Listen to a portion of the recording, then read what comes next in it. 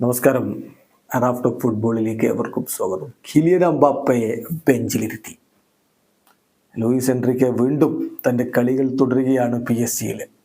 UEFA champions ലീഗിൽ എംബാപ്പയെ full time കളിപ്പിക്കുന്നുണ്ടെങ്കിലും league വണ്ണിൽ ഇപ്പോൾ അദ്ദേഹത്തെ സ്ഥിരമായി ഒന്നുകിൽ സബ്സ്റ്റിറ്റ്യൂട്ട് ചെയ്യുന്നു, അല്ലെങ്കിൽ ഇപ്പോൾ ഇന്നലത്തെ കളി പോലെ ബെഞ്ചിലിരുത്തുന്നു. 73-ാമത്തെ മിനിറ്റിൽ മാത്രമാണ് എംബാപ്പയെ കളിക്കളത്തിലേക്ക് വിട്ടത്. കളി പക്ഷേ PSG-ക്ക് ജയിക്കാൻ കഴിഞ്ഞില്ല. 2-2 സമനില. ഇന്നലത്തെ മത്സരം റീംസുമായിട്ടായിരുന്നു. കളിയിൽ 7-ാമത്തെ മിനിറ്റിൽ തന്നെ മുനർസിയിലൂടെ റീംസ് ലീഡ് എടുത്തതാണ്. എന്നാൽ 17-ാമത്തെ മിനിറ്റിൽ അബ്ദുൽ ഹമീദിന്റെ ഓൺ ഗോളിലൂടെ PSG ഒപ്പമെത്തുന്നു. 1-1. അധികം വൈകാതെ ഗോൺസാലോ റാമോസിന്റെ ഗോൾ 19-ാമത്തെ മിനിറ്റിൽ PSG 2-1 മുന്നിൽ. പക്ഷേ ആദ്യ പകുതി അവസാനിക്കും മുമ്പ് ഡിയാക്കിറ്റയുടെ ഗോളിലൂടെ റീംസ് ഒപ്പം പിടിച്ചു.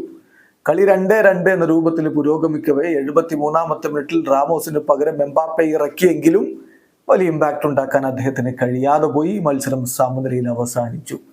ഏതായാലും PSG ലീഗ് വണ്ണിൽ ഇപ്പോൾ 1-ാം സ്ഥാനത്ത് തന്നെ തുടരുകയാണ്. ആ കാര്യത്തിലൊന്നും സംശയമില്ല. അവർക്ക് വ്യക്തമായ ആധിപത്യമുണ്ട്. 25 കളികളിൽ നിന്ന് അവർക്ക് 56 പോയിന്റ് ഉണ്ട്. രണ്ടാമതുള്ള ബ്രസ്റ്റിന് 25 കളികളിൽ നിന്ന് 46 പോയിന്റേ ഉള്ളൂ. സംഗതി അവിടെ സേഫാ. പക്ഷേ കിലിയൻ എംബാപ്പയെ ഇങ്ങനെ തുടർച്ചയായിട്ട് കോച്ച് ബെഞ്ചിലിരുത്തുന്നു അല്ലെങ്കിൽ സബ്സ്റ്റിറ്റ്യൂട്ട് ചെയ്യുന്നു. അത് വലിയ ചർച്ചയായിട്ടുണ്ട്, വിവാദമായിട്ടുണ്ട്. എന്തായാലും ഈ കാര്യത്തിൽ ഇന്നലെ കളി കഴിഞ്ഞതിന് ശേഷം ലൂയിസ് എൻറിക്കയോട് ചോദ്യങ്ങൾ ചോദിക്കുമ്പോൾ അദ്ദേഹം പറയുന്നത് എംബാപ്പയുടെ ഭാവിക്ക് വേണ്ടി എല്ലാ ആശംസകളും താൻ നൽകുന്നു എന്നാണ്. I wish all the best to Kylian Mbappe for his future. അദ്ദേഹം ഒരു ഫാന്റാസ്റ്റിക് പ്ലെയർ ആണ്. ഒരു വ്യക്തി എന്ന നിലയിലും അദ്ദേഹം മികച്ച രൂപത്തിൽ തന്നെയാണ്.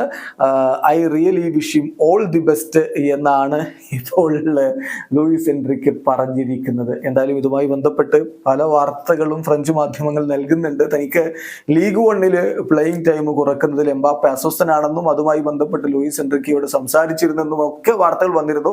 പക്ഷേ എംബാപ്പെ കഴിഞ്ഞ യുവേഫ ചാമ്പ്യൻസ് ലീഗിലെ മത്സരം കഴിഞ്ഞതിന് ശേഷം പറഞ്ഞ തനിക്ക് ആരോടൊക്കെ പ്രശ്നങ്ങൾ ഉണ്ടെങ്കിലും കോച്ചുമായിട്ട് യാതൊരു പ്രശ്നവും ഇല്ല എന്നാണ്. പക്ഷേ നമ്മൾ കളിക്കളത്തിൽ കാണുന്നത് അങ്ങനെയല്ല എന്ന് മാത്രം. വീഡിയോ അവസാനിക്കുന്ന ഫുട്ബോൾ ലോകത്തെ കൂടുതൽ വിശേഷങ്ങളുമായി റാഫ്റ്റോ എത്താം.